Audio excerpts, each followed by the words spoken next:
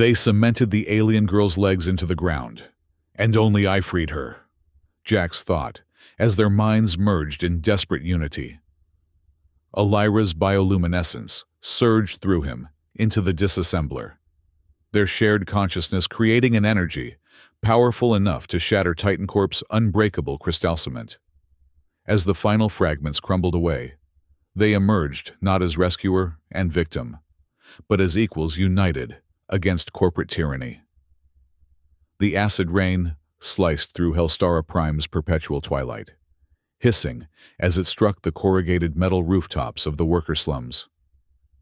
Jax Halver watched from his grimy window as pedestrians scurried for cover, their faces hidden behind rebreathers, shoulders hunched beneath tattered raincloaks. Another day in paradise, courtesy of Titan Corp's endless terraforming operations that had turned the once habitable mining colony into a hellscape of industrial waste and toxic precipitation. He sipped the synthetic coffee substitute, bitter and metallic, like everything else on this god-forsaken rock, and ran a finger along the jagged scar that bisected his right eyebrow. A souvenir from his final day as a Titan Corp engineer, the day he'd tried and failed to save his sister from becoming another corporate incident. The holographic news ticker on his wall flickered with static before settling on the Titan Corp logo, a stylized T that resembled a boot stomping on a planet. The volume automatically increased, as mandated by Citizen Engagement Directive 34B. Citizens of Hellstar Prime, your attention please, announced a silken voice that somehow managed to sound both soothing and threatening. Titan Corp security forces have apprehended a dangerous extraterrestrial infiltrator attempting to sabotage our colony's life support systems. Jax snorted. Another convenient threat to justify more security measures, more restrictions, more control. But something about the grainy footage that followed made him set down his cup. The alien was unlike any he'd seen in the corporate propaganda feeds before. Tall and willowy, with silver hair that seemed to float as if underwater, and skin that shimmered with opalescent patterns. She, if she was even the right pronoun, wasn't struggling against her captors. Instead, her large, faceted eyes gazed directly into the camera with unmistakable intelligence and something else. Defiance. Subject Z-77 will be processed according to Xenobiological Threat Protocol. The announcer continued. Public demonstration scheduled for high noon tomorrow at Titan Plaza.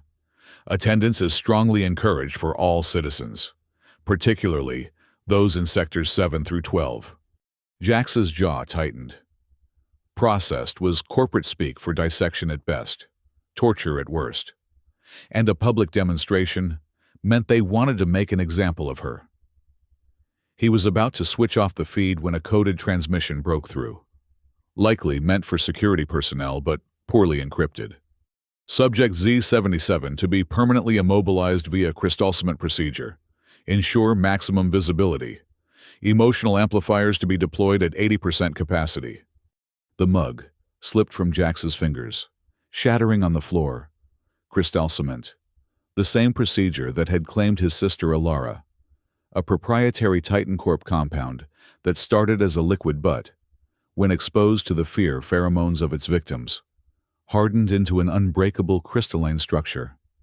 They'd tested it on Elira after she'd been caught distributing underground newsfeed chips.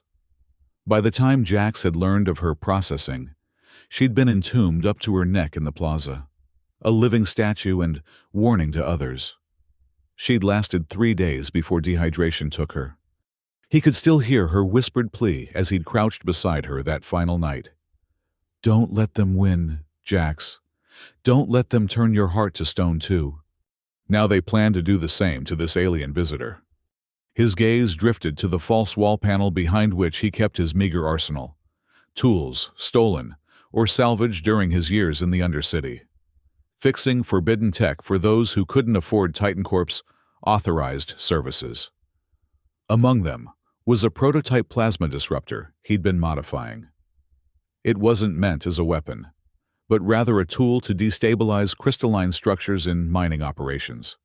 Like, perhaps crystal cement. Not this time, Jax muttered, reaching for his tattered jacket. Not on my watch. Outside, the acid rain intensified, leaving smoking pockmarks on unprotected surfaces.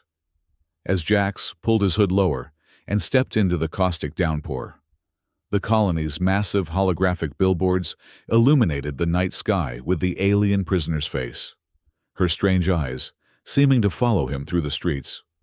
For the first time since Alara's death, something stirred in Jax's chest, a feeling he'd thought long dead. Purpose.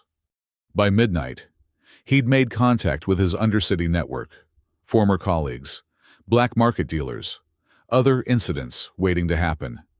Information flowed like currency. Blueprints of Titan Plaza, guard rotations, the specific crystal cement formula to be used. Dawn found him crouched on a maintenance scaffold overlooking the plaza, watching Titan Corp security forces erect a circular platform with a depression in the center, the cement basin. Around it, they installed devices Jax recognized as emotional amplifiers, tech that could intensify and broadcast human emotions throughout a crowd. They wanted spectators, not just to witness this alien's punishment, but to feel invested in it, to experience the visceral thrill of her fear and suffering. His fingers tightened around the plasma disruptor, hidden beneath his cloak. The device was untested on the newer crystal cement formulations, but the basic molecular structure should be similar enough. He'd reinforced the power cells and modified the emission array to create a more focused beam. It would drain quickly. He'd get one shot, maybe two. A murmur rippled through the gathering crowd as armored transport vehicles rolled into the plaza. Citizens shuffled forward, their faces blank with the practiced indifference of those who had learned that empathy was dangerous.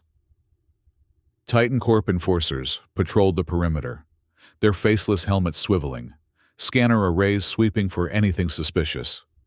Jax activated his signal scrambler, another modified piece of salvage, and pressed deeper into the shadows of the scaffold. He'd timed his infiltration between security drone sweeps, but staying undetected would become exponentially more difficult once the ceremony began. A hush fell over the crowd as Director Marlo Hux stepped onto the platform. Tall and gaunt, with the pallid complexion of someone who spent their life in climate-controlled executive suites. Hux represented everything Jax despised about Titan Corp. The director's voice boomed through the plaza's speaker array. Citizens of Hellstara Prime, we gather today to witness justice. For too long, our colony has suffered the predations of alien influences. For too long, we have allowed extrasolar contamination to threaten our genetic purity. Propaganda screens around the plaza flickered to life, showing carefully edited footage of alien atrocities, most of them fabricated in Titan Corp's media labs. Jax had once worked in those very facilities, before he'd seen through the deception. Today, Hux continued, raising his arms dramatically, we send a message to all who would threaten our way of life. Today, we demonstrate the price of infiltration. The crowd's murmuring intensified as the alien prisoner was led onto the platform. In person, her otherness was even more striking. She stood nearly 7 feet tall, her slender frame moving with an ethereal grace, despite the heavy restraints binding her wrists and neck. Her silvery hair rippled as if touched by an unseen breeze, and her skin pulsed with subtle bioluminescent patterns that shifted from blue to purple to a deep, resonant amber. But it was her eyes that captured Jax, multifaceted like a dragonfly's, reflecting prismatic light, yet unmistakably intelligent and aware. They scanned the crowd not with fear, but with a deep, penetrating curiosity. 2 guards forced her toward the cement basin. As her bare feet touched the cold metal of the platform, Jax saw her flinch, the first sign of vulnerability she'd displayed. The guards took position on either side as Hux approached, holding a ceremonial ladle filled with a pearlescent liquid, the base compound of the crystal cement. Witness, citizens, as alien corruption is halted in its tracks. Hux proclaimed, his voice rising to a fervent pitch. This infiltrator, this walking contamination, codenamed Z-77, will become a permanent reminder of humanity's vigilance. With theatrical flourish, he poured the ladle's contents into the basin. More guards approached with large containers, emptying them into the depression until the liquid reached ankle depth. The alien was forced to step into the mixture, which swirled around her feet like quicksilver. The emotional amplifiers hummed to life, broadcasting waves of xenophobic fear and righteous anger through the crowd. Jax felt it prickling at the edges of his consciousness, a fabricated rage, a programmed hatred, and tightened his mental defenses against the technological manipulation. The alien's posture changed subtly as the liquid began to react with her skin. A tremor ran through her slender frame, and the bioluminescent patterns across her body flared brighter, pulsing in what Jax somehow knew was pain. Hux's voice rose to a crescendo. Feel her fear, citizens! Let your righteous human hatred accelerate the binding. The crystal cement began to bubble and thicken, climbing incrementally higher up the alien's legs. The crowd, influenced by the emotional amplifiers, roared its approval. Some were even throwing objects at the prisoner, though most fell short of the platform. Jax knew it was now or never. The cement would begin to harden rapidly once it reached her knees, catalyzed by the emotional broadcast and her own rising fear. His hand tightened on the disruptor as he calculated angles, distances, the positions of the guards. He took a deep breath, stepped from his hiding place, and aimed the disruptor at the nearest security drone. A pulse of superheated plasma erupted from the device, striking the drone and sending it spinning into a cluster of its companions. The resulting explosion created exactly the distraction he needed. As alarms blared and security forces rushed toward the disturbance, Jax vaulted over the scaffold railing, using his momentum to swing onto a lower platform. He landed in a roll, came up running, and disappeared into the panicking crowd. The emotional amplifiers, sensing the spike in authentic fear, automatically increased their output. The plaza became a churning sea of bodies, some fleeing, others frozen in confusion, many still enthralled by the spectacle despite the chaos. Jax fought his way toward the platform, using the crowd's movement as cover. A security officer stepped into his path, weapon raised. Jax ducked under the first shot, drove his shoulder into the officer's midsection, and used the man's own momentum to flip him into a nearby propaganda screen. Glass shattered, circuits sparked, and another layer of chaos added to his cover. Above the cacophony, Hux's voice still boomed. Remain calm. Security forces are handling a minor disturbance. The demonstration will continue.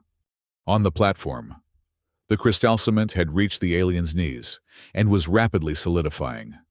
The bioluminescent patterns on her skin had intensified to a painful brightness. Yet her face remained composed, dignified even in her suffering. Jax reached the edge of the platform and vaulted up, landing in a crouch behind a surprised guard. He struck quickly, a sharp blow to the guard's temple with the butt of the disruptor. As the man crumpled, Jax grabbed his security baton and swung it in a wide arc, clearing space around him. For a fraction of a second, his eyes met the alien's. Recognition flashed in those faceted depths, not of who he was, but of what he intended. She gave an almost imperceptible nod. "Stop him!" Hux screamed, backing away as Jax advanced. "Maximum security protocol! Shoot to kill!" Pulse rifles discharged, their energy bolts sizzling past Jax as he dove and rolled toward the cement basin. The alien was now frozen in place, the crystal cement having hardened around her lower limbs. Up close, Jax could see the material's crystalline structure already forming, translucent facets catching the harsh plaza lights. A security bolt grazed his shoulder, searing through fabric and skin. Jax grunted in pain, but kept moving, sliding the final distance to the basin's edge. He activated the plasma disruptor, its power cells whining as they channeled energy into the emission array. "This might hurt," he warned the alien, aiming the device at the cement surrounding her legs. The beam struck the crystal cement, the superheated plasma causing the outer layer to fracture and bubble. The alien made no sound, though her bioluminescent patterns flared in what must have been agony. The cement began to crack, fissures spreading through its structure. But the process was too slow. The disruptor's power cells were draining rapidly, and security forces were closing in from all sides.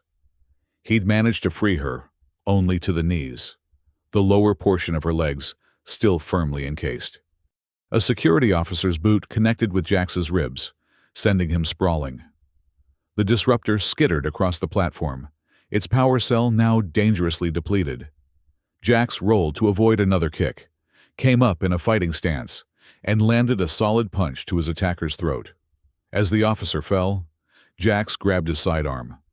He turned back to the alien, prepared to make a desperate last stand, when something extraordinary happened. The alien's eyes locked with his, and suddenly, Jax's mind filled with images, not words, but vivid, emotionally charged pictures.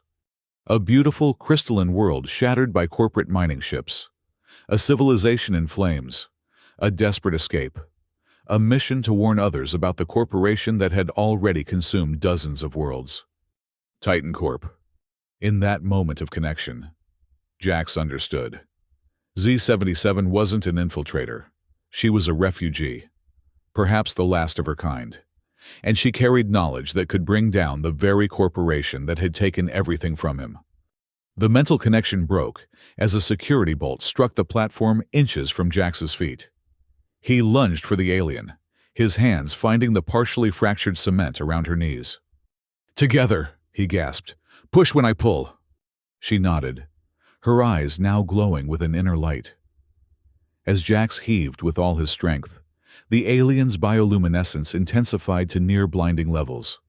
The remaining cement cracked further, chunks breaking away to reveal opalescent skin beneath. With a final wrench, the alien pulled free, though her lower legs remained encased in cement boots. She stumbled, clearly unused to the weight, and Jax caught her arm, steadying her. "Can you move?" he asked urgently. In response, she straightened to her full height and took a halting step, then another. Her determination was palpable. Security forces had formed a perimeter around the platform. Director Hux's voice had risen to a hysterical pitch, ordering immediate execution for both the alien and her rescuer. The emotional amplifiers still broadcast fear and hatred. But now, a new emotion was threading through the artificial cocktail: doubt. Jax grabbed the depleted plasma disruptor with his free hand. One desperate plan formed in his mind. "The amplifiers," he told the alien, pointing to the devices positioned around the platform. "They run on emotional energy. Can you—" He tapped his temple, indicating the mental connection they'd briefly shared. Understanding dawned in her faceted eyes. She raised a slender hand toward the nearest amplifier, and a pulse of bioluminescence traveled from her core, down her arm, and outward. The amplifier's output suddenly shifted, broadcasting not fear or hatred, but something entirely different: truth. Images flooded the plaza, the same ones she'd shared with Jax, but now projected into the minds of everyone present. Titan Corp's crimes laid bare, world after world exploited and discarded, species and civilizations erased for corporate profit. In the moment of shocked silence that followed, Jax made his move. He fired the security officer's sidearm at the platform's control panel, short-circuiting the force field that would have prevented their escape. Then, supporting the alien's weight as best he could, he half-led, half-carried her toward the edge of the platform, where the crowd's confusion had created a momentary gap in the security cordon. "Stop them!" Hux shrieked, his composure entirely gone. "Orbital strike authorization, scorched earth protocol." Jax felt his blood run cold. Scorched Earth was Titan Corp's last resort. Plasma bombardment from orbit that would level everything within a half-kilometer radius. They were actually willing to sacrifice part of their own plaza and countless citizens just to prevent the aliens' escape. "Run!" he urged her, as they half fell, half jumped from the platform into the churning crowd below. The landing was rough. The aliens' cement-encased lower legs striking the pavement with a dull thud. She made no sound, but Jax felt her pain through the lingering mental connection between them. He pulled her arm over his shoulder, taking as much of her weight as he could. "The Undercity," he gasped. "It's our only chance." Around them, the crowd was in chaos. Some citizens, their minds still reeling from the aliens' projected truths, actually moved to help them, forming a human barrier against pursuing security forces. Others, still enthralled by years of xenophobic propaganda, tried to block their path or grab at the aliens' flowing silver hair. Jax fought through the press of bodies, half dragging the alien toward a maintenance hatch he knew would lead to the Undercity tunnels. Behind them, security forces were shooting indiscriminately into the crowd, creating a wave of genuine panic that overloaded the emotional amplifiers completely. The devices exploded, one after another, adding to the chaos. They reached the hatch just as the first warning sirens for the orbital strike began to wail. Jax wrenched it open and helped the alien through, following close behind and sealing it above them. They descended a rusted ladder into darkness, the alien moving with surprising agility despite her cement-encased legs. At the bottom, Jax activated a small light embedded in his jacket collar, illuminating a narrow maintenance tunnel stretching into the bowels of the colony. The walls dripped with condensation, and the air was thick with the smell of mold and decaying infrastructure. "We need to move," he urged, supporting the alien once more. "Those cement boots won't stop a plasma strike, and these tunnels will be the first to collapse." They staggered forward, the alien's height forcing her to stoop beneath pipes and conduits. Above them, the distant thump of the orbital strike hitting the plaza reverberated through the colony's structure. Dust and small debris rained from the tunnel ceiling. "I know somewhere we might be safe," Jax said, guiding her toward a junction where the maintenance tunnel connected to older, pre-Titan Corp infrastructure. "And maybe find a way to get the rest of that cement off you." The alien nodded, her faceted eyes reflecting his light source. Then, to Jax's surprise, she spoke, her voice a melodic combination of tones that somehow coalesced into recognizable words. "Thank you," she said, the simple phrase carrying layers of emotion. "My name, not Z77. I am Elira." Jax felt a smile crack his dust-covered face. "Jax Halver, and you're welcome, Elira, though we're not safe yet. Not by a long shot." Another explosion rocked the colony above them. Closer this time. Titan Corp was expanding the bombardment zone, willing to destroy more of their own infrastructure to eliminate the threat Elira posed. The knowledge she carried must be even more damning than Jax had initially realized. They pressed deeper into the Undercity, leaving the maintained tunnels for the forgotten warrens that had housed Helstera Prime's first colonists. Here, before Titan Corp had assumed complete control, scientists and explorers had built laboratories and research stations to study the planet's unique properties. One such facility was Jax's destination, an abandoned biotech lab where his sister had once worked, before her rebellion and subsequent execution. If anywhere in the colony still contained equipment that might help free Elira from her cement prison, it would be there. The journey was grueling. Twice they had to hide as security patrols swept through the tunnels, and once they nearly walked into a nest of feral maintenance drones, outdated machines that had developed rudimentary survival programming after being abandoned in the Undercity. Throughout it all, Elira remained stoic, though Jax could sense her pain through their lingering mental connection. The cement wasn't just an impediment. It was actively hurting her. the crystalline structure reacting with her alien biochemistry in ways that would have incapacitated a human. Finally, after what felt like hours of tortuous progress, they reached a heavy blast door marked with faded biohazard symbols. Jax placed his palm against the ancient scanner, hoping his sister's final act of rebellion would still be valid. "Alara Halver gave me access," he explained to Elira. "Before they took her, she encoded my biometrics into the system as a secondary authorization.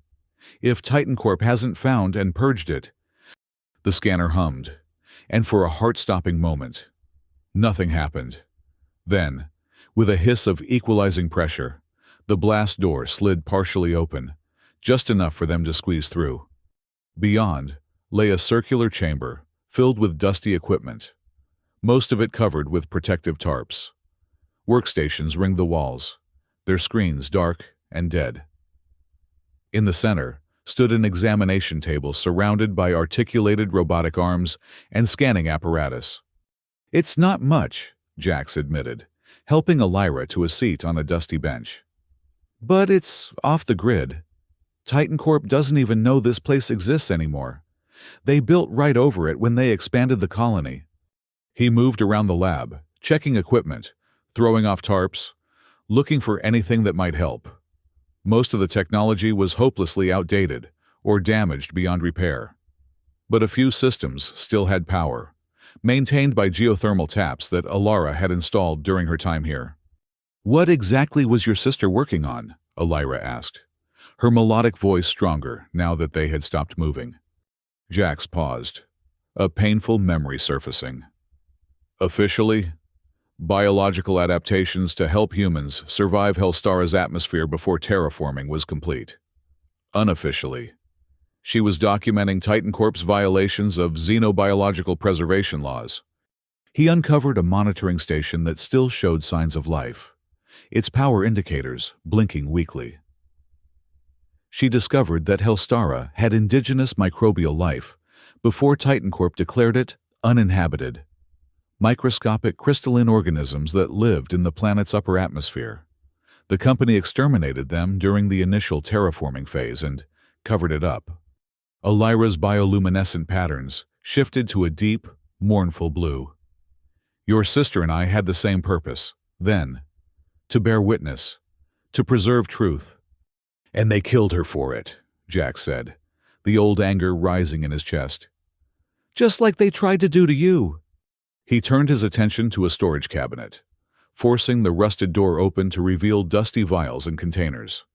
Most were empty or contained long-degraded samples, but behind them, he found what he'd been hoping for: a portable molecular disassembler, the kind used for breaking down hazardous materials before disposal.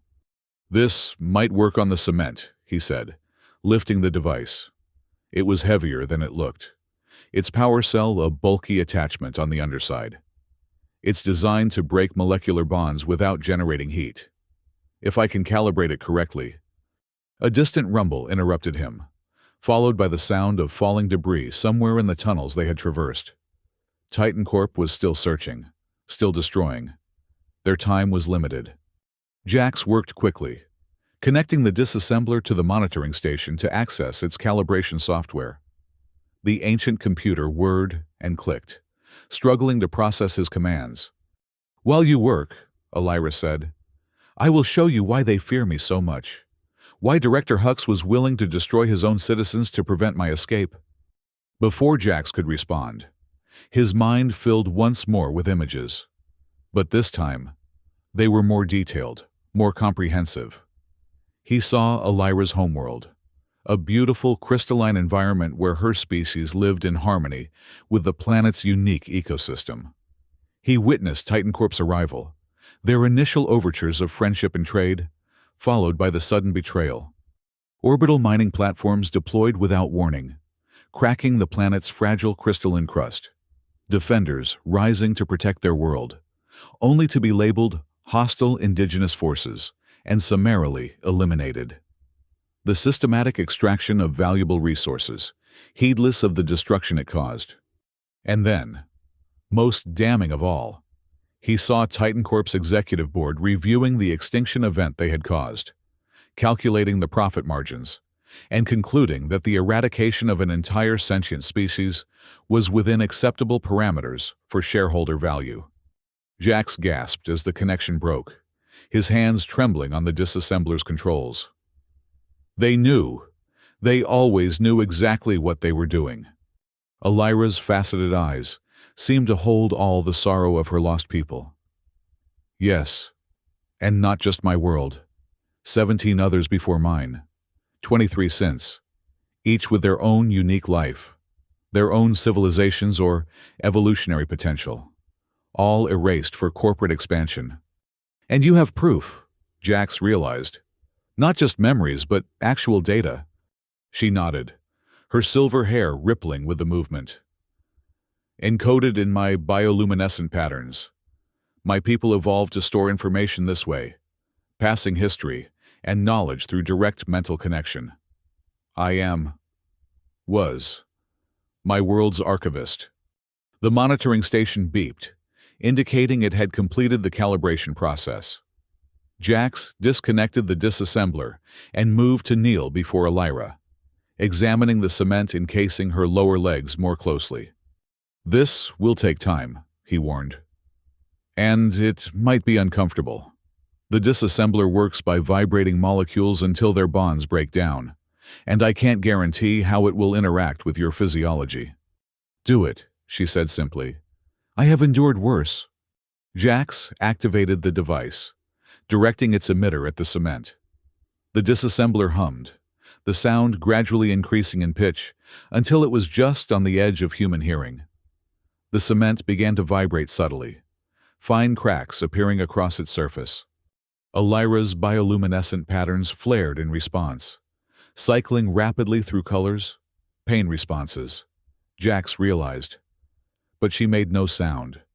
Her faceted eyes, fixed on some distant point, as if she could separate her consciousness from her physical form. The work was painstaking. Jax had to constantly adjust the disassembler's frequency to match the changing composition of the cement as outer layers broke away. Nearly an hour passed before the first significant chunks began to fall, revealing glimpses of Elira's opalescent skin beneath, injured but intact. Another distant explosion rocked the lab, closer than the previous ones. Dust rained from the ceiling, and several monitoring screens cracked from the vibration. They're working their way down, Jax muttered, not pausing in his efforts. Methodical grid search pattern. We don't have much time. Elira placed a slender hand on his shoulder. There is another way, a faster way, but it requires connection, deeper than before. Jax looked up, meeting her gaze. What do you mean? My people can form symbiotic bonds, she explained. Temporary sharing of consciousness and energy. If we connect fully, I can channel my bioluminescence through your molecular device, amplifying its effect. The cement would break more quickly. What's the catch? Jax asked, sensing her hesitation. Such connections are intimate. Among my people, they are reserved for those who share great trust. And they leave echoes, memories, emotions that linger long after the connection ends. Another explosion, closer still. Equipment toppled from shelves, and a hairline crack appeared in one wall. I think we're past worrying about personal space, Jax said, offering a grim smile. What do I need to do? Elira's bioluminescent patterns shifted to a warm amber hue. Simply maintain physical contact and open your mind. I will do the rest. Jax placed the disassembler against the cement once more, then reached up with his free hand to clasp Elira's outstretched fingers. Her skin was smoother than it looked, with a subtle texture like warm silk. The connection, when it came, was nothing like the brief mental sharing they had experienced before. This was a flood, consciousness merging with consciousness, memories flowing freely between them. Jax saw Elira's childhood on her crystalline world, felt her joy when she was chosen as archivist, experienced her anguish as she witnessed her civilization's final moments from the escape vessel that carried her away. In turn, he knew she was experiencing his life, his years as a Titan Corp engineer, the growing disillusionment, his sister's rebellion and death, the long, lonely years in the Undercity as he tried to find purpose again. Through this intimate mental joining, Jax felt energy flowing from Elira into him, and through him into the disassembler. The device's hum deepened, its vibrations intensifying as bioluminescent energy augmented its power. The cement around Elira's legs began to fracture more rapidly, whole sections falling away to reveal her injured but healing skin beneath. The process was exhilarating, terrifying, and profoundly moving all at once. Jax had never felt so connected to another being, never experienced such complete understanding and acceptance. In Elira's mind, there was no judgment for his years of compliance with Titan Corp, only recognition of his eventual awakening and admiration for his courage in the plaza. As the last of the cement crumbled away, the connection began to fade, not breaking, but gently receding like a tide, leaving behind impressions and emotions that Jax knew would never fully leave him. He found himself gasping for breath, his body trembling from the intensity of the experience. Elira, too, seemed affected. Her bioluminescent patterns had shifted to a deep, resonant purple that pulsed in time with both their heartbeats. She looked down at her freed legs. The opalescent skin was marred with crystal-shaped wounds that slowly pulsed with healing light. "Thank you," she said softly, her melodic voice carrying layers of meaning that Jax now understood on a fundamental level. He nodded, still unable to speak, and rose to his feet. The shared consciousness had left him with new knowledge of Elira's people, of Titan Corp's true nature, and of a resistance movement operating on the fringes of corporate space. A movement that needed the information Elira carried. The moment of recovery was shattered by the lab's ancient security system sputtering to life, a garbled voice emerging from corroded speakers. "Warning, security breach in sectors 14 through 16. Titan Corp forces deploying bioenforcers. Orbital bombardment continuing in pattern Alpha 7. Jax swore under his breath. "Bioenforcers? They're not taking any chances." "What are bioenforcers?" Elira asked, testing her weight on her newly freed legs. She winced, but remained standing. "Titan Corp's elite units. Surgically and genetically modified soldiers with integrated weapon systems. They're rare and expensive. They must really want you back." He moved quickly around the lab, gathering anything that might be useful. Medikits, power cells, a portable scanner that still functioned. His mind raced, evaluating and discarding escape plans. "The regular tunnels will be crawling with security forces," he thought aloud. "And the surface is still under orbital bombardment. We need another way out." A flicker of movement on one of the still functioning monitors caught his attention. The screen showed a schematic of the lab and surrounding Undercity areas. With a blinking indicator pointing to a narrow passage Jax had never noticed before. A synthesized voice emanated from the console, feminine but clearly artificial. "Jax Halver, Elira's contingency protocol activated." Jax froze. "Who? What are you?" "Echo," the voice replied. "Elira's contingency helper and observer. Your sister created me as an insurance policy in case her research was discovered. I have been dormant, waiting for authorized biometric access." Elira moved to stand beside Jax, her faceted eyes studying the screen with interest. "An artificial intelligence?" "A limited one," Echo confirmed. "I was programmed to assist resistance elements if Titan Corp ever moved against Elira, which they did, 847 days ago."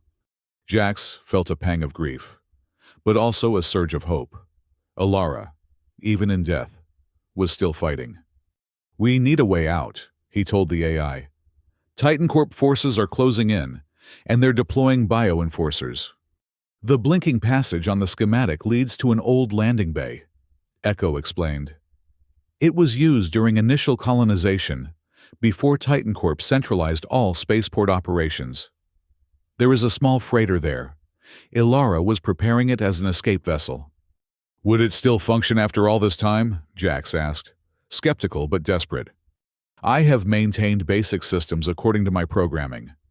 Power cells are at 63% capacity, sufficient for low-orbit maneuvers, and one hyperspace jump. Another explosion rocked the lab, this one close enough to crack the blast door they had entered through. Dust and debris filled the air. I think that decides it, Jax said grimly. How do we access this passage? A section of wall slid open in response, revealing a narrow corridor that sloped downward into darkness. This way, Echo's voice guided them. I will provide illumination. Strips of emergency lighting flickered to life along the corridor floor. Jax grabbed a final handful of supplies, then helped Ilara into the passage. Her movements were steadier now, her alien physiology already healing the damage caused by the crystal cement. The hidden corridor wound deep beneath the colony's foundations, bypassing the main undercity tunnels, where Titan Corp forces would be searching. Occasionally, they felt vibrations from distant explosions, but the sounds grew fainter as they descended. Your sister was very thorough, Ilara observed as they navigated the passage. She prepared for every contingency. Ilara always saw further ahead than I did, Jax admitted. While I was still believing Titan Corp's propaganda, she was documenting their crimes and building escape routes.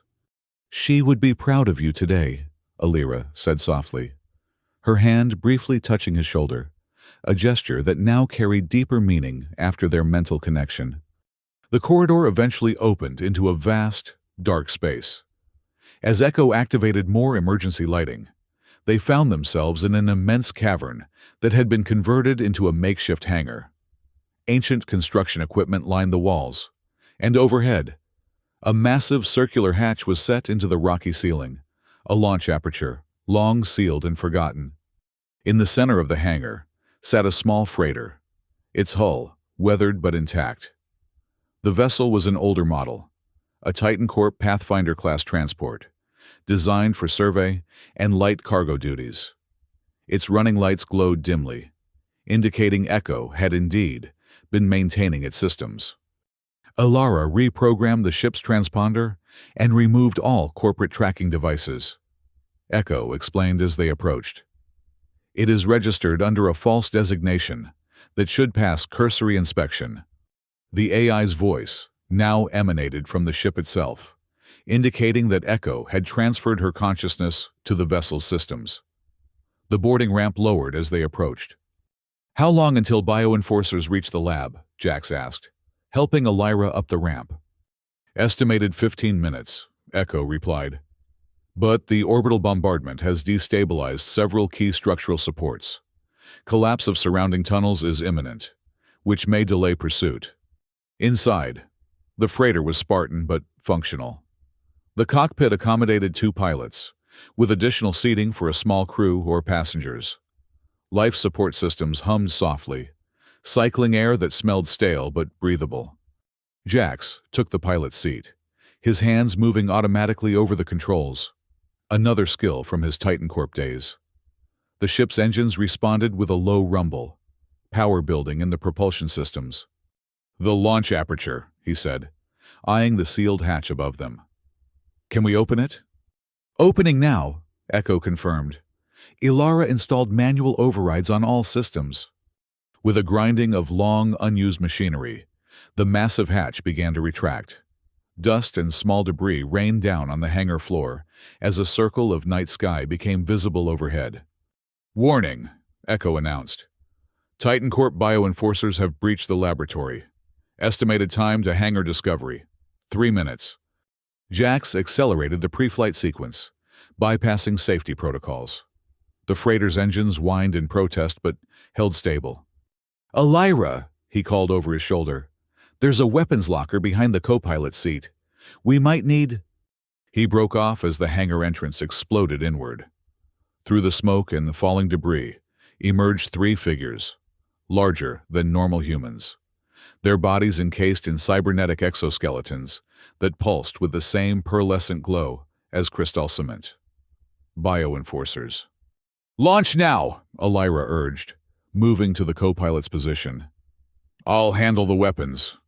Jax didn't argue. He engaged the main thrusters, and the freighter lurched upward, its landing gear retracting. The bioenforcers reacted instantly, raising arm-mounted weapons that fired globules of crystal cement compound. One struck the freighter's hull, instantly hardening into a crystalline growth that began to spread across the surface. Another narrowly missed the cockpit viewport. "We can't let that stuff reach critical systems," Jax warned, wrestling with the controls as the ship continued to rise toward the opening above. Elira had opened the weapons locker and extracted a pulse rifle. She moved to a side viewport, took aim, and fired. The energy bolt struck one of the bioenforcers square in the chest, sending it staggering backward. "Their armor is resilient," she observed, firing again, "but not impervious." The freighter was now halfway to the launch aperture, its engines straining against the added weight of the crystalline growth on its hull. Below, the remaining bioenforcers had switched tactics, targeting the hangar's support pillars instead of the ship directly. "They're trying to collapse the cavern," Jax realized. "Trap us before we can launch." A support pillar fractured, then crumbled. Part of the hangar ceiling gave way, massive chunks of rock plummeting toward the ship. Jax veered sharply, narrowly avoiding the largest pieces, but smaller impacts rattled the hull.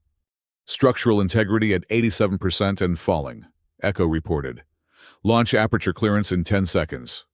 The bioenforcers had taken cover behind equipment and were continuing to fire at support structures. The entire hangar was beginning to shake, dust and debris raining down in sheets. With a final surge of power, the freighter cleared the launch aperture and burst into the night sky of Hellstar Prime.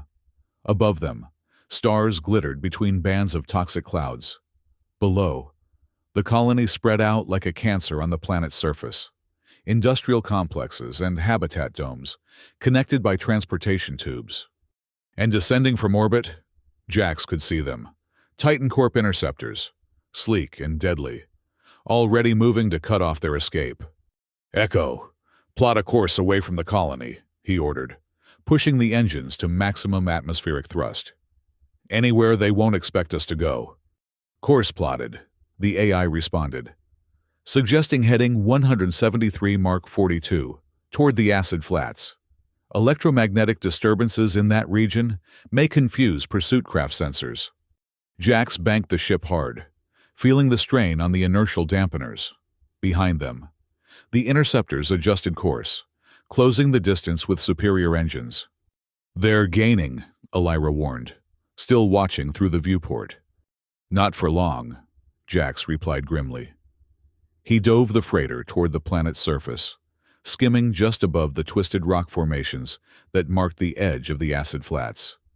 Here, where Titan Corp's terraforming had failed to take hold, the landscape remained primal and dangerous. Great pools of corrosive liquid bubbled between razor-sharp rock spires, and electromagnetic storms flickered constantly on the horizon. The interceptors followed, their pilots better trained but handicapped by protocols that prioritized the safety of expensive corporate equipment. Where Jax was willing to risk everything on dangerous maneuvers, they had to maintain certain safety margins. He exploited this ruthlessly, threading the freighter through gaps barely wider than the ship itself, skimming so close to acid pools that the corrosive vapor left streaks on the hull. The crystal cement growth on the ship's exterior began to dissolve in the acidic atmosphere, actually working to their advantage.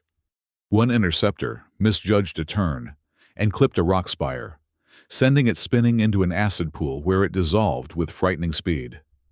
Another pulled up, rather than follow Jax through a particularly suicidal gap between converging lightning storms. "We've got a temporary lead," Jax announced, pulling back on the stick to gain altitude once more. "Echo, how long until we can make the jump to hyperspace?" "We must clear the planet's gravity well first," the AI replied. Estimated time to minimum safe jump distance. 4 minutes, 17 seconds. Still too long. The remaining interceptors had regrouped and were gaining again, now joined by a larger vessel, a Titan Corp Hunter-class patrol ship armed with ion cannons designed to disable fleeing vessels. "They're preparing to fire," Elira warned, her faceted eyes somehow able to discern details at distances that would challenge human vision. Jax jinked the freighter randomly, making them a harder target. But against ion cannons, evasion could only delay the inevitable. Once hit, their electrical systems would fail, and they would be easy prey. "I have an idea," Elira said suddenly, "but I need access to the ship's power systems." "Whatever you're thinking, do it fast," Jax urged, executing another evasive maneuver as energy bolts from the Hunter-class ship sizzled past their viewport. Elira moved quickly to an access panel near the ship's engineering station. She placed her palms against it, and her bioluminescent patterns began to pulse with increasing intensity. "What are you doing?" Jax asked, sparing a glance from the viewport. "My people evolved in a crystalline environment," she explained, her voice strained with concentration. "We can channel and manipulate certain types of energy. If I can synchronize with the ship's power signature." Her bioluminescence suddenly flared, flowing like liquid light across her body and into the ship's systems. The cockpit lighting flickered, then stabilized at a higher intensity. Engine output indicators jumped to 120%, then 130%, exceeding design specifications. "Warning," Echo announced. "Unknown energy signature integrating with ship systems. Power curve exceeding safety parameters." "It's all right," Jax assured the AI. "She's helping." The freighter surged forward with newfound speed, rapidly increasing the gap between them and their pursuers. The Hunter-class vessel fired its ion cannons repeatedly, but the bolts fell short as the distance grew. "Fascinating," Echo observed. "The alien energy signature is creating a kind of stealth field around our emission systems. Titan Corp sensors will have difficulty maintaining a lock." Elira's face was a mask of concentration, her faceted eyes now glowing with the same intensity as her bioluminescent patterns. "I cannot maintain this for long," she warned. "My connection with the ship is imperfect." "Just hold it until we reach jump distance," Jax encouraged her, piloting the increasingly responsive ship toward the dark expanse of space beyond Hellstara's atmosphere. They broke free of the cloud layer, the toxic swirl of the terraformed atmosphere giving way to the cold vacuum of space. Behind them, the Hunter-class vessel had fallen back, but was still in pursuit. Joined now by additional interceptors launched from Titan Corp's orbital platforms. 2 minutes to minimum safe jump distance, Echo reported. "We'll need a destination," Jax said, his hands dancing across the navigation controls. "Somewhere beyond Titan Corp's immediate reach." Through their lingering mental connection, Elira shared an image, a scattered collection of asteroids and derelict ships floating in deep space. A hidden outpost. "The Resistance," Jax realized. "You know where to find them." "Yes," she confirmed, her voice strained as she continued channeling energy into the ship's systems. "Coordinates. Coming through our connection." Jax felt the information flow into his mind, not as numeric data, but as a kind of spatial awareness, a knowing of where to go. He input the coordinates into the nav computer, which struggled momentarily before accepting the unusual format. "Unusual destination," Echo noted. "No charted systems or stations in that sector." "That's the point," Jax replied. A warning klaxon blared. One of the interceptors had managed to get close enough for a targeting lock and fired a tracer beacon. The small device struck the freighter's hull and adhered, beginning to broadcast their position. "Beacon detected," Echo warned. "Titan Corp will be able to track us through hyperspace."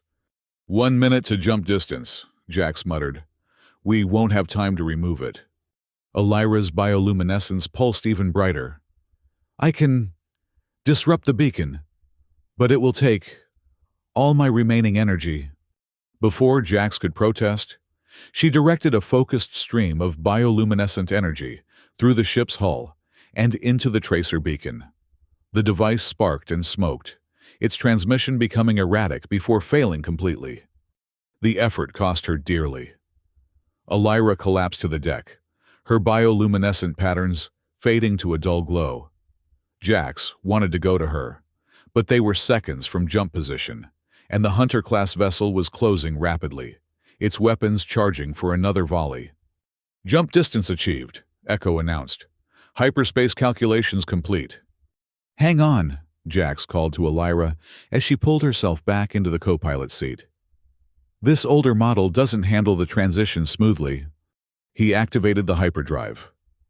The stars outside the viewport stretched into lines, then swirled into the mottled blue tunnel of hyperspace as the ship lurched forward. The sudden acceleration pressed them back into their seats before the inertial dampeners fully compensated. Then, silence.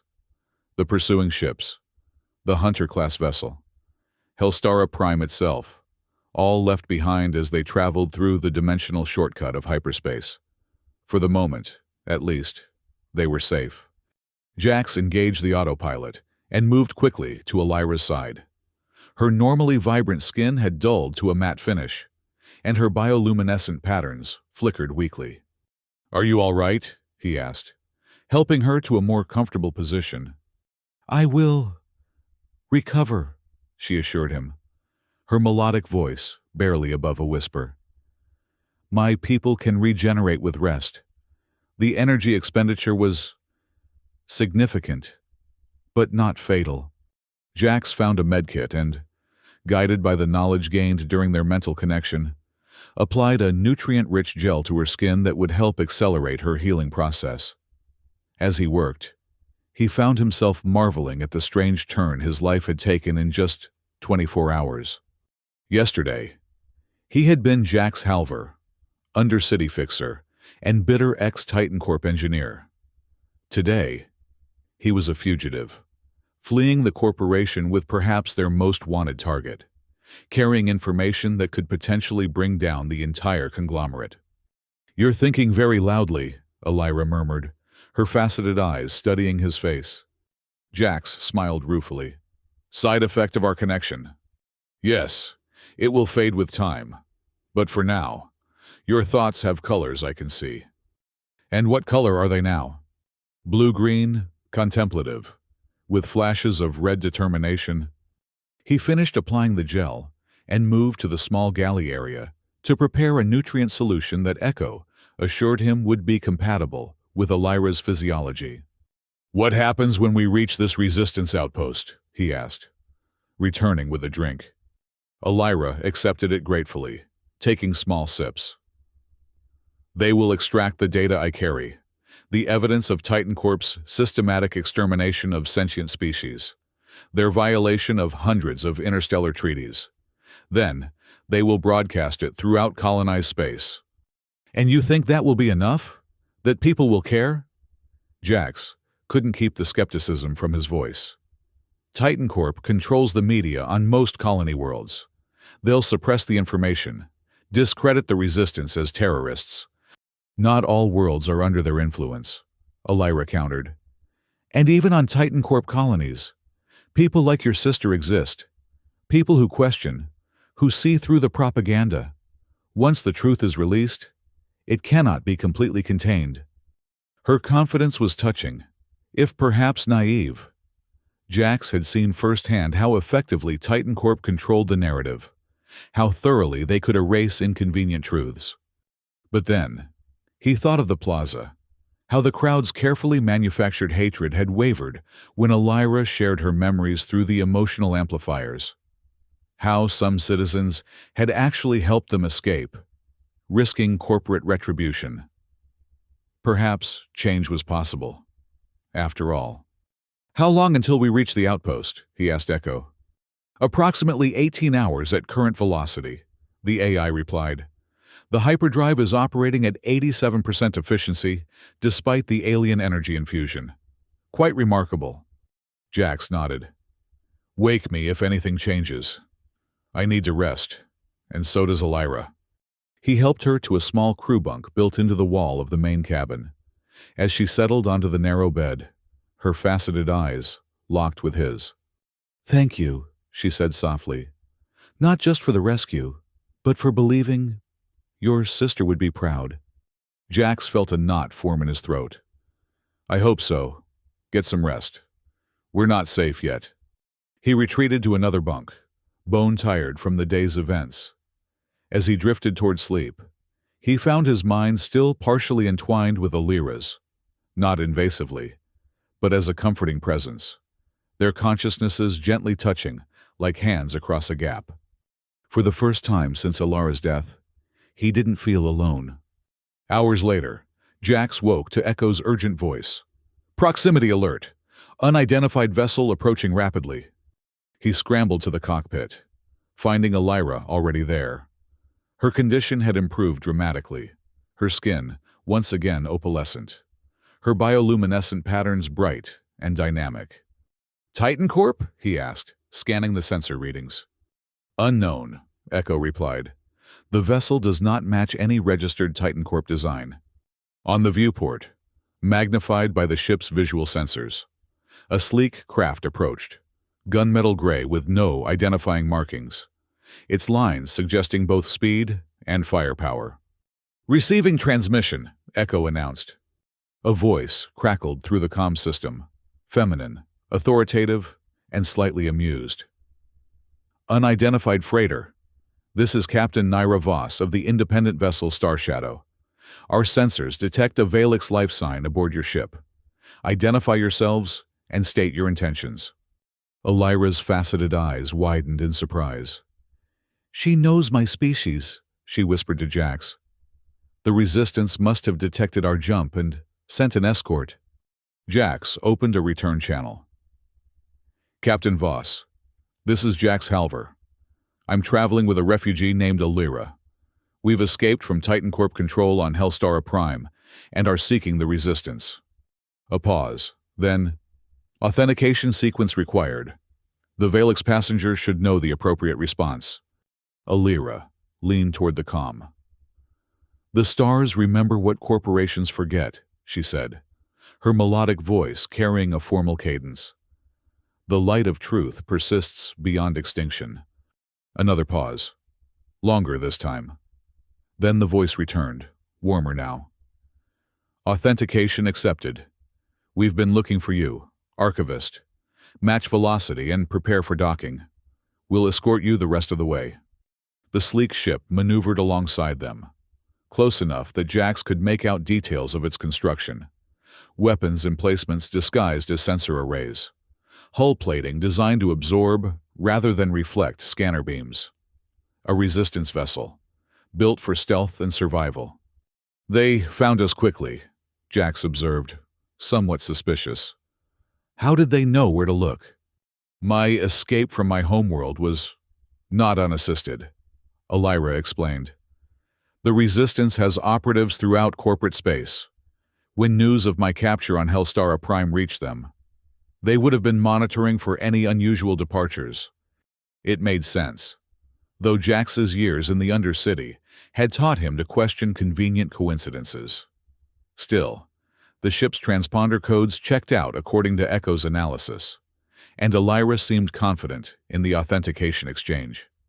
He matched their velocity and trajectory, allowing the Star Shadow to take up position beside them. A docking tube extended from the larger ship, connecting with their airlock with a metallic thunk. "Pressurization complete," Echo confirmed. "Airlock secure." "I should go first," Elira suggested. "Captain Voss will recognize me as Valix." Jax nodded, though he kept the pulse rifle from the weapons locker close at hand. Trust was still a limited commodity in his world. The airlock cycled open to reveal a woman in her mid-40s. Her dark hair streaked with silver and pulled back in a tight braid. She wore a practical jumpsuit with a captain's insignia, and the sidearm on her hip looked well used. Behind her stood two crew members, their own weapons holstered but clearly ready. Her eyes widened slightly at the sight of Elira, then crinkled with a genuine smile. "Archivist, we feared you lost when we heard of your capture." Elira inclined her head in a formal gesture. "Captain, I am grateful for your timely arrival." The captain's gaze shifted to Jax, taking in his undercity clothes, the plasma burns on his jacket, the wary way he held himself. "And you must be the engineer who caused quite a stir on Hellstar Prime. Titan Corp has placed a substantial bounty on your head. Jax Halver." Jax tensed, but Elira placed a reassuring hand on his arm. "He risked everything to free me," she said. "He shares our cause." Captain Voss studied him a moment longer, then nodded. "Then he shares our protection as well. Welcome to the Resistance, Mr. Halver." She gestured for them to follow her into the star shadow. As they moved through the docking tube, Jax glanced back at the freighter that had carried them to safety. "What about Echo?" he asked. "The AI in the ship's systems. She was my sister's creation, her legacy. We can transfer her core programming to our systems," Voss assured him. "We don't leave allies behind, electronic or otherwise." The interior of the Star Shadow was a stark contrast to the utilitarian freighter, sleek, well-maintained, with a crew that moved with practiced efficiency. Jax recognized the look in their eyes, the same determination he'd seen in the Undercity rebels, but with better resources and training. Captain Voss led them to a secure briefing room and sealed the door behind them. "We need to debrief quickly," she explained.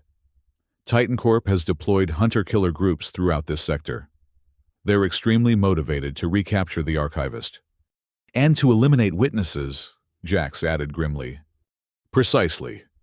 Voss activated a holographic display in the center of the table. "Archivist, we need to begin data extraction as soon as possible. The Resistance Council is standing by to receive your evidence." Elira nodded. "I am ready, but the process will take time. The information is encoded throughout my bioluminescent patterns in a complex encryption." "Our specialists are prepared," Voss assured her. She turned to Jax. "Mr. Halver, your knowledge of Titan Corp operations could be invaluable. Would you be willing to provide a complete debrief of their security protocols and executive structure?" Jax hesitated. Despite everything, this felt like a final threshold. There would be no going back once he shared Titan Corp's inner workings with the Resistance. But then, he remembered Elira's cement-encased form in the plaza, remembered the images Elira had shared of worlds destroyed and species exterminated, remembered the casual cruelty of Director Hux, ordering an orbital strike on his own citizens. "I'll tell you everything I know," he said firmly. "And then I want to help broadcast it." Captain Voss smiled, a predator's smile, sharp with anticipation. "That's exactly what I hoped you'd say." She turned back to the holographic display, zooming out to show their current position relative to nearby systems. "We're currently en route to our main base of operations, a repurposed mining outpost in the Corellan asteroid belt, outside Titan Corp's primary sphere of influence." The display shifted, showing a sprawling complex built into and around a massive asteroid.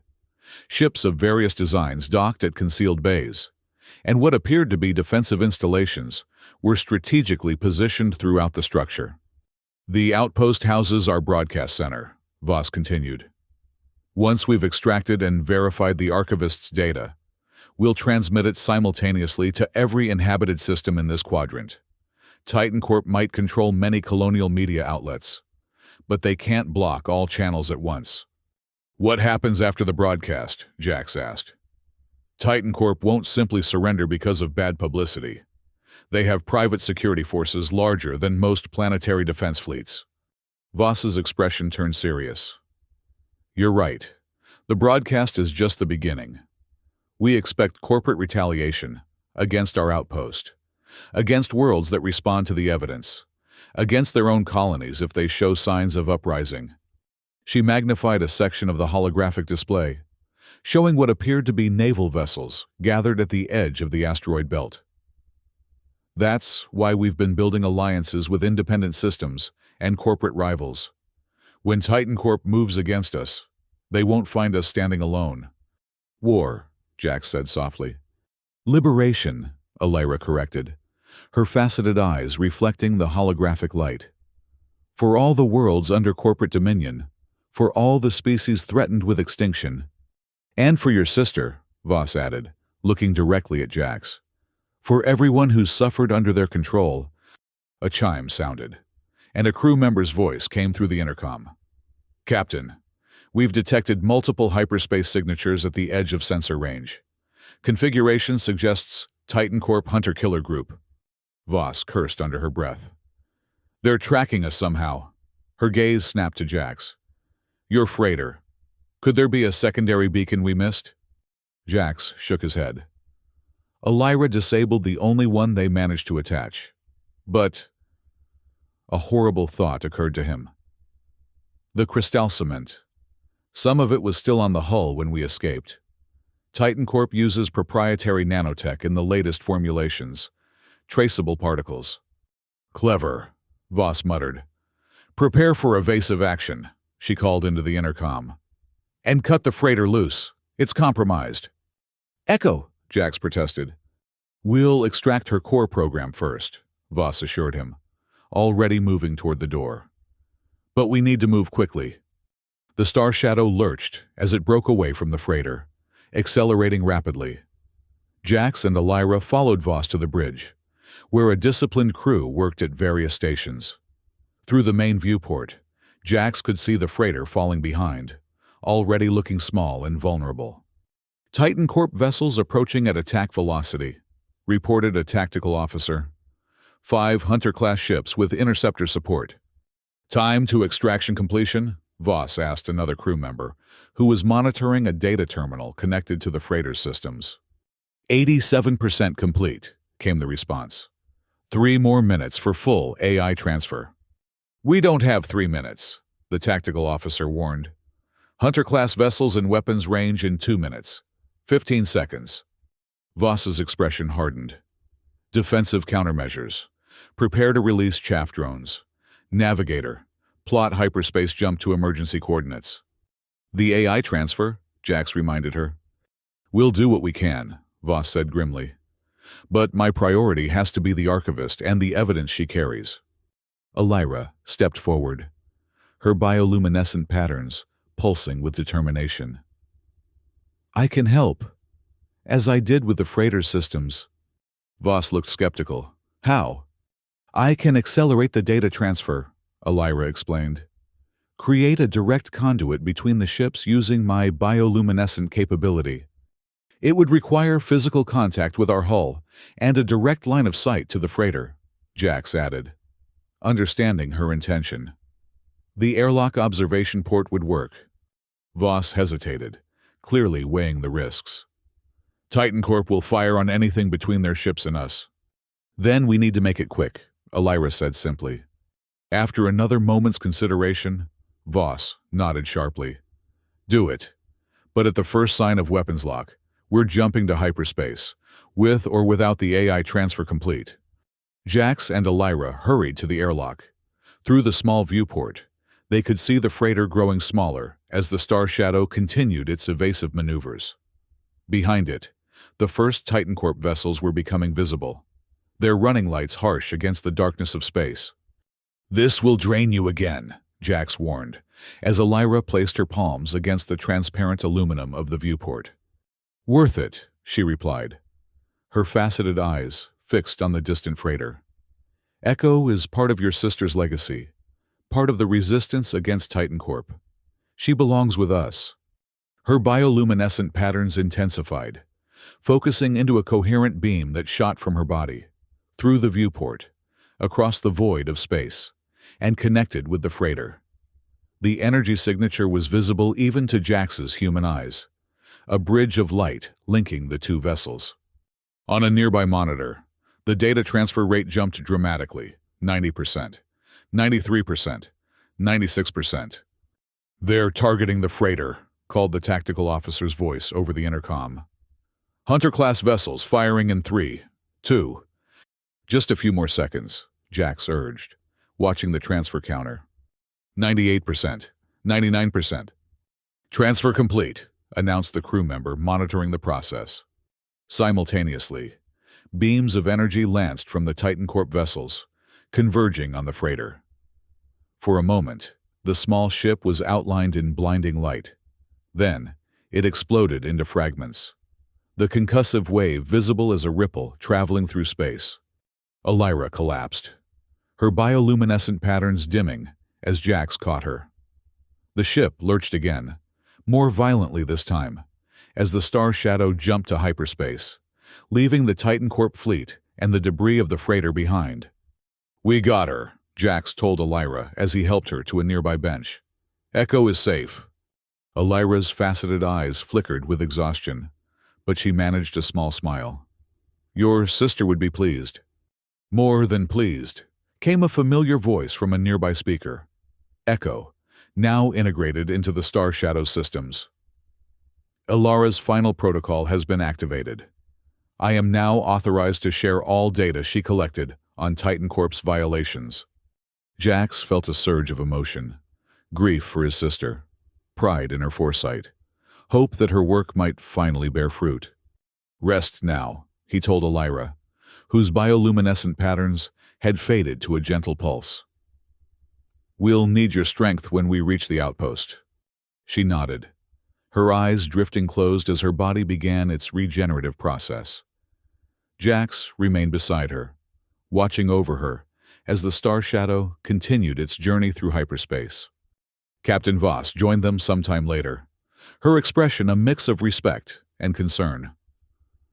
"Your friend has remarkable abilities," she observed, "and remarkable courage."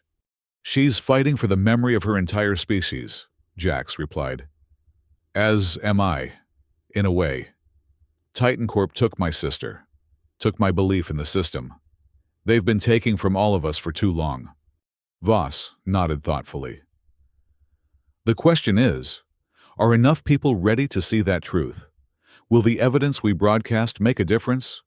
Or will it be dismissed as resistance propaganda?" "It will make a difference," Jax said with quiet certainty. "Not everywhere, not all at once. But I saw it happen in the plaza, when Elira shared her memories through the emotional amplifiers. People's certainty cracked. Their programmed hatred faltered. The truth has power. That's why Titan Corp works so hard to suppress it." "I hope you're right," Voss said. "Because once we broadcast, there's no going back. Titan Corp will bring everything they have against us." "Then we'd better be ready," Jax replied, his gaze returning to Elira's resting form. "For her, for Elira, for everyone they've tried to cement into place and silence." Hours later, the Star Shadow emerged from hyperspace at the edge of the Corellan asteroid belt. The massive field of tumbling rocks provided natural cover as they approached the Resistance outpost, a sprawling complex built into and around the largest asteroid in the belt. As they drew closer, Jax could see that what had appeared in the holographic display as a single structure was actually dozens of ships and habitat modules connected by docking tubes and communication arrays, all anchored to the central asteroid. Some vessels he recognized as civilian freighters and passenger liners, refugees from corporate control. Others were clearly military in design, though bearing no unified insignia. "The United Resistance," Captain Voss explained, noting his interest.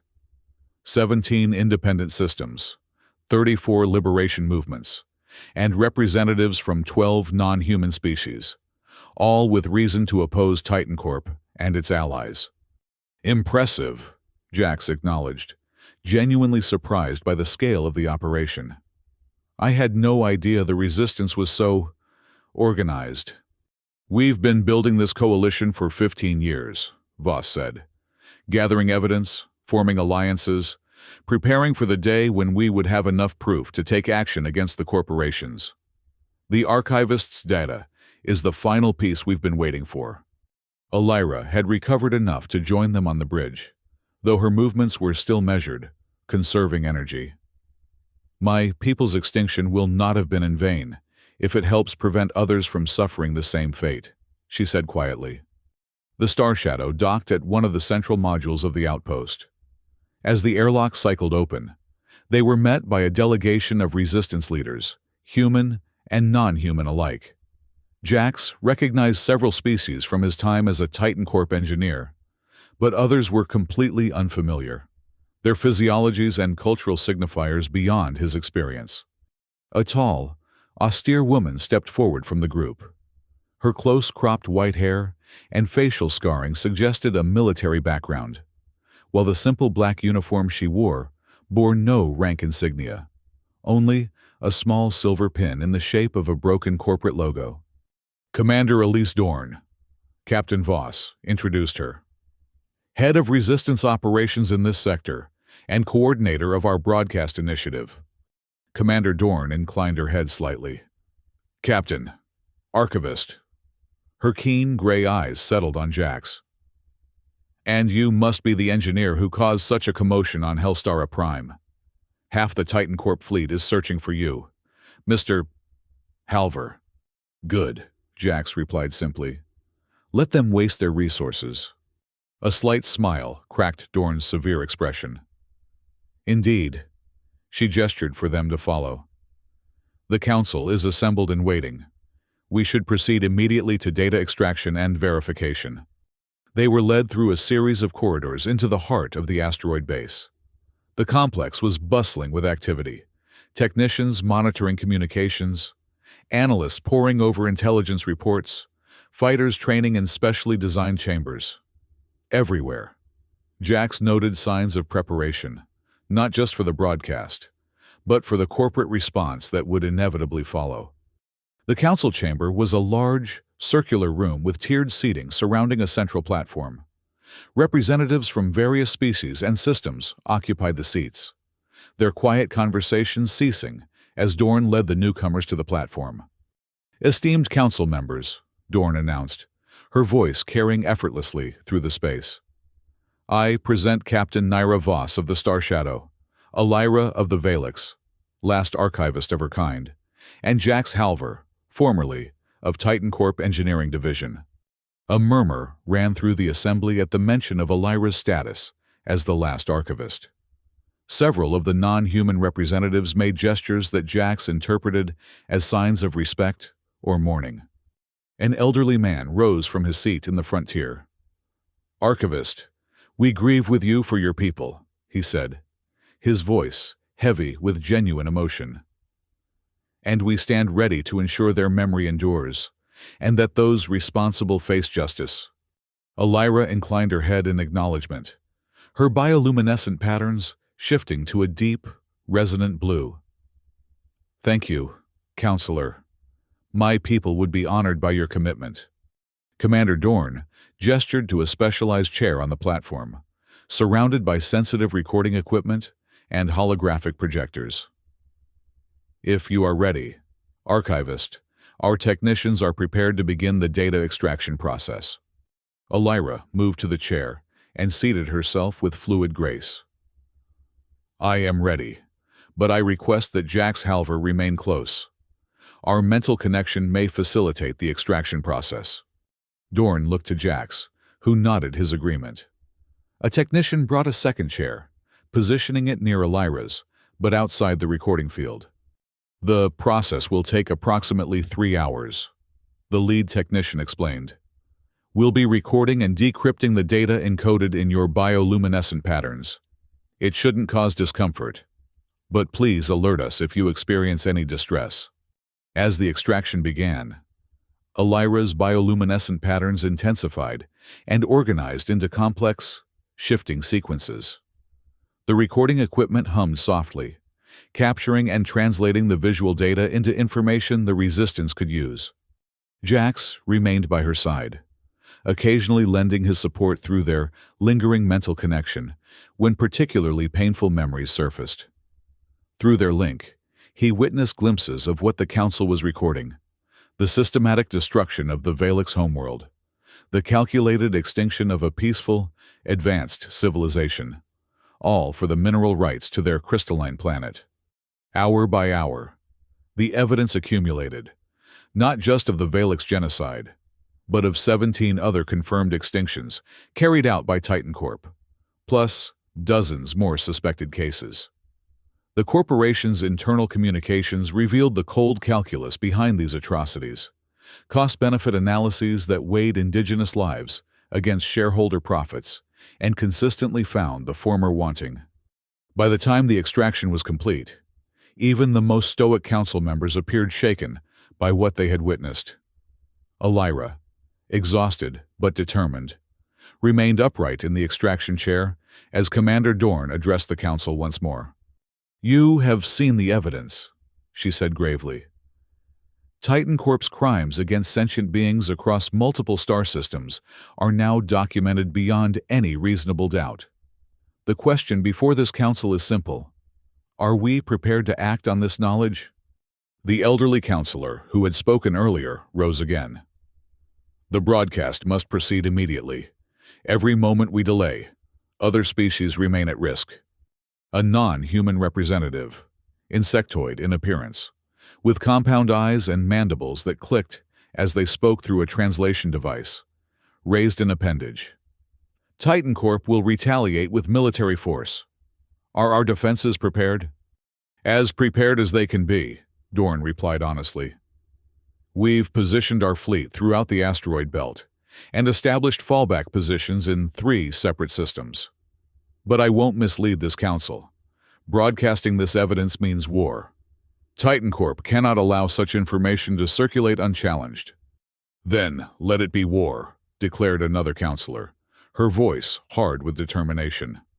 "Better to fight in the open than to allow these genocides to continue in shadow."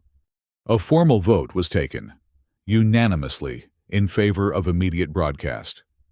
Commander Dorn turned to a communications officer. "Prepare the transmission on all available channels. Priority override on corporate frequencies. Initiate in 30 minutes." As the council dispersed to their respective positions, Jax helped Elira from the extraction chair. Despite her exhaustion, her faceted eyes gleamed with fierce satisfaction. "It is done," she said softly. "My people's story will be told. Their deaths will not be forgotten or denied." "No," Jax agreed. "Not anymore." They were led to a viewing platform overlooking the outpost's massive communications array, a sprawling complex of dishes, antennae, and broadcast amplifiers designed to punch signals through Titan Corp's jamming systems. Captain Voss and Commander Dorn joined them as technicians made final preparations for the broadcast. On various screens around the platform, they could see resistance cells throughout corporate space, standing by to amplify and rebroadcast the signal on local frequencies. "This has been 15 years in the making," Dorn told them, her usual severity softened by the magnitude of the moment. 15 years of gathering evidence, building alliances, preparing for this day. "And after the broadcast?" Jax asked. "What's the plan when Titan Corp comes for us?" "We fight," Voss said simply. "Here in the asteroid belt, we have the tactical advantage. They'll have superior numbers and firepower, but we know this territory better than they do. We only need to hold out long enough for the evidence to spread beyond their ability to contain it." A technician approached Commander Dorn. "We're ready, Commander. Broadcast can commence on your order." Dorn looked to Elira.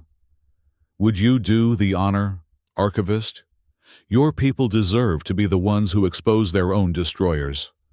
Elira straightened, her bioluminescent patterns brightening with purpose despite her fatigue. She moved to the broadcast control station and placed her hand on the activation panel. "For the Valix," she said solemnly.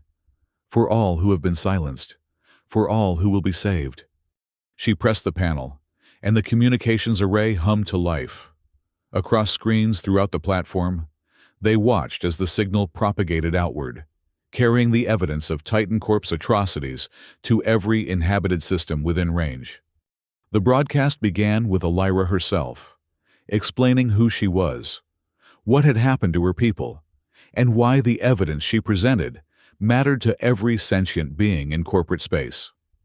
Then came the data itself, irrefutable proof of systematic genocide, environmental destruction, and corporate cover-ups spanning decades. Reports began flowing in from resistance cells across the sector. The broadcast was breaking through Titan Corp's jamming attempts. Civilian frequencies were picking up the signal. Public screens in corporate colonies were being hijacked to show the truth. Titan Corp fleet detected entering the outer asteroid belt, announced a tactical officer, their voice cutting through the moment of triumph. Multiple capital ships with fighter escort. Estimated time to weapons range, 17 minutes. Commander Dorn's expression hardened once more. So it begins. Sound general quarters. All personnel to battle stations. Captain Voss, report to the Star Shadow and join the defensive screen. As alarms blared throughout the outpost, Voss turned to Jax and Elira. You two should get to a secure shelter. You've done your part. But Jax shook his head. I was a Titan Corp engineer. I know their ships, their systems, their weaknesses. I can help coordinate your defense. And I still have strength enough to assist, Elira added. My bioluminescent abilities can disrupt their targeting systems, as I did during our escape. Voss looked to Dorn, who nodded sharply. Report to tactical operations, the commander ordered. We'll use every advantage we can get.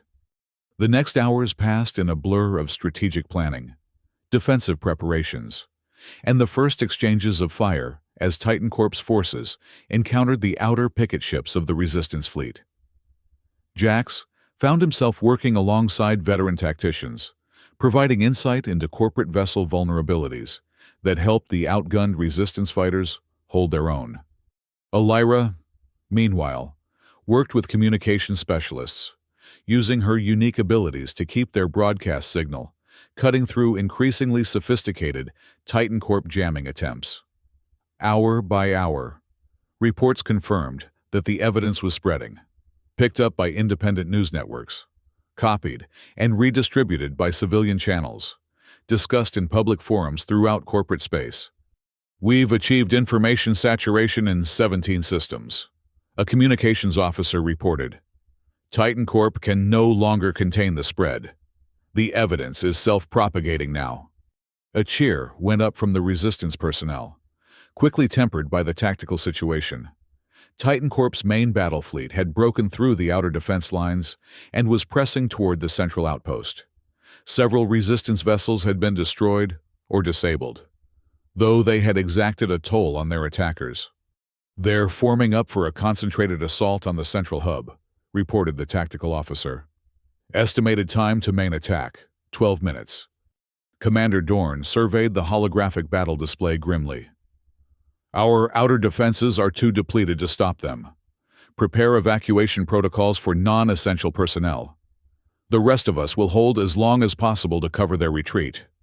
Jax studied the display, an idea forming in his mind. Wait, look at their formation.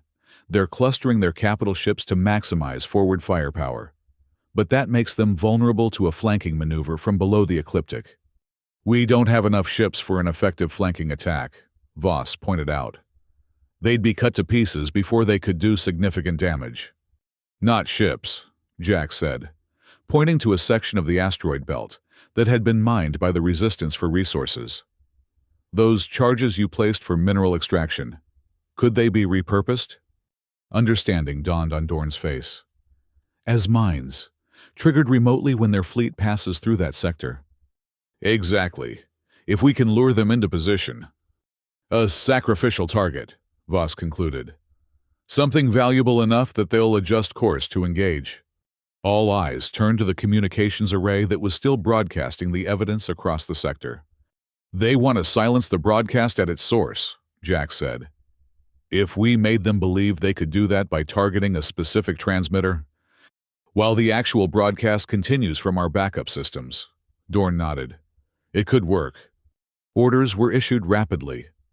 A decoy transmitter was established on an asteroid near the mine sector, broadcasting on frequencies that Titan Corp would easily detect. Meanwhile, the real communications were rerouted through redundant systems hidden throughout the belt. The trap was set just in time. Titan Corp's battle fleet, detecting the apparent source of the damaging broadcast, adjusted course precisely as Jax had predicted, directly into the mine section of the asteroid belt. "They've taken the bait," the tactical officer reported. "Main fleet entering the target zone in 30 seconds. "Evacuation ships away," came another report. "Non-essential personnel clear of the central hub." Commander Dorn moved to the detonation control. "On my mark. 3, 2, 1, execute." The mines detonated in sequence, their combined force magnified by the mineral composition of the asteroids themselves. On the tactical display, Titan Corp ships winked out one after another as the carefully planned chain reaction tore through their formation. "Direct hits on 3 capital ships," the tactical officer announced, voice tight with controlled excitement. "2 more heavily damaged. Their formation is breaking apart." For a moment, it seemed the tide had turned. The resistance fleet, rallying behind Captain Voss's Star Shadow, pressed the advantage, engaging the disorganized Titan Corp vessels. But then, a new contact appeared on the long-range sensors, massive, moving fast, and broadcasting Titan Corp executive authorization codes. "The Titan's hammer," Jax breathed, recognizing the signature. "Their flagship. Director Hux must be commanding personally." The enormous vessel, more mobile battle station than ship, emerged from hyperspace at the edge of the asteroid belt. Its weapon systems immediately began targeting the central outpost, bypassing the ongoing battle entirely. "All personnel, brace for impact," Commander Dorn ordered. "That vessel has enough firepower to—" Her words were cut off as the first salvo struck the outpost. The entire structure shuddered, emergency force fields activating as sections decompressed. Backup power engaged as primary systems failed. "Damage reports coming in," a harried officer called out. "Multiple breaches in outer modules. Casualties in sections 3, 7, and 12. Jax helped Elira to her feet amid the chaos. Her faceted eyes were fixed on the tactical display, watching as the Titan's hammer methodically targeted critical systems throughout the outpost. "They'll destroy everything," she said, her melodic voice tight with anger and grief. "Just as they destroyed my world. Total eradication is their only response to resistance." Something in her tone made Jax look at her more closely. "What are you thinking?"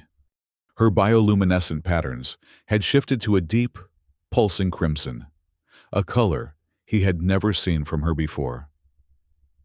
"My people evolved to store and transmit information," she said quietly.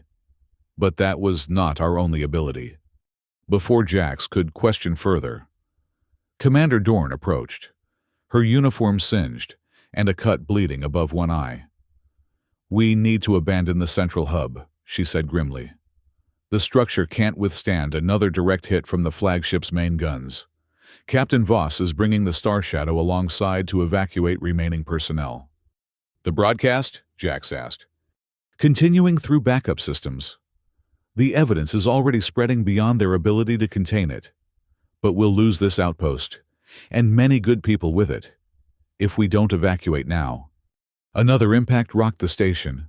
Support beams groaned, and warning klaxons blared as more systems failed. "I can stop them," Elira said suddenly, her voice carrying such certainty that both Dorn and Jax turned to stare at her. "How?" Dorn demanded. "My bioluminescent capabilities, at full capacity, focused entirely on offense rather than communication or propulsion. I can overload their primary systems. But I would need to be closer. Much closer." "That's suicide," Jax protested. "Even if the Star Shadow could get you within range, you'd never survive the energy expenditure." Elira's faceted eyes met his, and through their lingering mental connection, he felt her resolve and her acceptance. "My people are already gone, Jax, but I can ensure they are remembered. I can ensure that Titan Corp faces justice for what they've done." "There must be another way," he insisted, reaching for her hand. As their fingers touched, A flood of images passed between them. Not just memories this time, but possibilities. Jax saw what Elira intended, how her unique physiology could generate an energy pulse that would cascade through the flagship systems, triggering catastrophic failures. But he also saw the cost. Such an effort would consume her entirely. Her bioluminescence was not just a communication method, but her life force itself. To weaponize it meant sacrificing her own existence. "No," he said aloud, still holding her hand. "Not alone." Commander Dorn looked between them, understanding dawning on her weathered face. "What are you suggesting, Halvar?" "Our mental connection," Jax explained. "It allows energy transfer. I can help sustain her, share the burden. And the risk," Dorn noted shrewdly. Yes. Another impact shook the outpost, more violent than before. Emergency bulkheads slammed into place as entire sections were compromised. "The Star Shadow is docking now," an officer reported. 5 minutes until emergency evacuation is complete." Dorn made her decision quickly. "If you're doing this, you need to move now. The flagship is still targeting our primary structures. They haven't detected the Star Shadow's approach yet." Jax and Elira moved quickly to the docking bay, where Captain Voss was coordinating the evacuation. When they explained their plan, her expression shifted from disbelief to grim acceptance. "We can get you close enough for what you're proposing," she acknowledged. "But I can't guarantee a pickup afterward. If you overload their systems as completely as you're suggesting, the resulting explosion—" "We understand," Elira said simply. Jax felt a strange calm settle over him.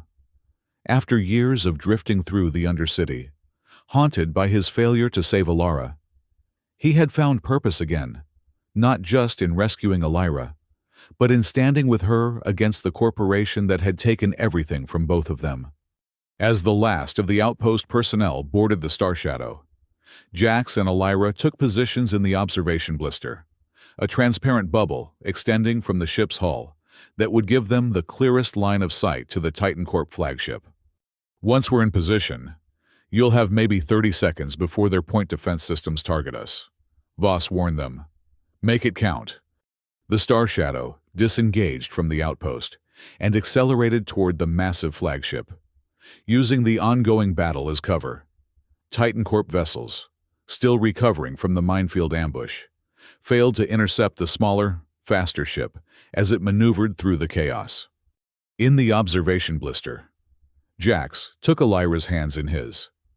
Their mental connection deepened immediately, stronger than before, perhaps because both were now fully open to it, embracing the link between them.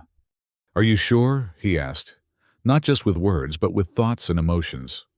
Her response flowed through their connection: certainty, purpose, and something else: gratitude. Not just for the rescue or the broadcast of her people's story, but for understanding, for standing with her at the end. "Together," she said aloud, her melodic voice steady despite what lay ahead. Through the transparent bubble, they could see the Titan's hammer growing larger as the Star Shadow closed the distance. The flagship was truly massive, a city in space, bristling with weapons emplacements and sensor arrays. At its heart was the command tower, where Director Hux would be orchestrating the assault on the Resistance outpost. "In position," came Voss's voice over the intercom. "Good luck, and thank you." The Star Shadow slowed, holding position just outside the flagship's immediate point defense range. For a crucial few seconds, they went unnoticed amid the larger battle. Elira's bioluminescent patterns began to intensify, shifting through colors faster than Jax's human eyes could track. Through their connection, he felt her gathering energy, not just her own life force, but something deeper, something connected to the very essence of her crystalline homeworld. Jax opened himself completely to their link, offering his own energy, his own life force to augment hers. The connection between them flared, becoming a circuit of shared power and purpose. On the flagship, Alarms must have finally sounded. Point defense turrets began to track toward the star shadow, preparing to fire. But it was too late. Elira's bioluminescence erupted outward in a focused beam of pure energy, striking the flagship's command tower with pinpoint accuracy. The energy pulse visible even in the vacuum of space, a bridge of light connecting the small observation blister to the massive warship. Through their mental link, Jax could feel the strain on Elira's system, the life force draining from her as she channeled more power than her body was designed to contain. He pushed his own energy through their connection, trying to sustain her, to share the burden. The flagship systems began to fail as the energy pulse overloaded circuits, corrupted computer cores, and disrupted power distribution networks. Explosions rippled across its hull as weapons emplacements misfired or detonated from the cascading failures. In the observation blister, Jax felt his own consciousness beginning to fade as more of his life force flowed into Elira. Then, through her, into the destructive beam. His vision tunneled, darkening at the edges. His heartbeat slowed. Yet he maintained the connection, refusing to let Elira face this final sacrifice alone. Through their link, memories flowed freely between them. Her childhood, on a crystalline world now lost forever. His years with Elira before Titan Corp took her. Elira's training as archivist. Jax's growing disillusionment as an engineer. Their separate journeys that had somehow led to this shared moment. The flagship's command tower erupted in a blinding explosion as the energy pulse reached critical systems. The blast rippled outward, consuming deck after deck of the massive vessel. Emergency protocols failed as the cascading overload spread throughout the ship. In their final moments of consciousness, as the Star Shadow executed an emergency jump away from the exploding flagship, Jax and Elira shared one last thought, not of vengeance, satisfied, or justice served, but of possibility. The evidence was out there now, spreading beyond Titan Corp's ability to contain it. Worlds would rise in rebellion. Other corporations would face scrutiny for their own atrocities. The system that had allowed genocide for profit would face a reckoning. And somewhere in that future, perhaps there would be room for new beginnings, for worlds where beings like the Valix could evolve without fear of corporate extinction, for humans like Elira who questioned authority and sought truth. As consciousness faded completely, Jax felt Elira's presence in his mind, no longer separate, but merged with his own in a final union of purpose and sacrifice. Together, they had freed not just each other, but potentially countless others from corporate bondage. Their final shared thought was not of regret, but of hope, crystalline and enduring, like the world Elira had lost and the future they had fought to create. The Star Shadow emerged from its emergency jump in deep space, well beyond the asteroid belt, where the battle continued to rage. In the medical bay, a team worked desperately to stabilize the two figures recovered from the observation blister. One human, one Valix, both barely clinging to life, their hands still clasped together. Captain Voss stood watch, her expression a mix of hope and resignation. The ship's sensors had confirmed what they already knew. The Titan's hammer was gone. Director Hux with it.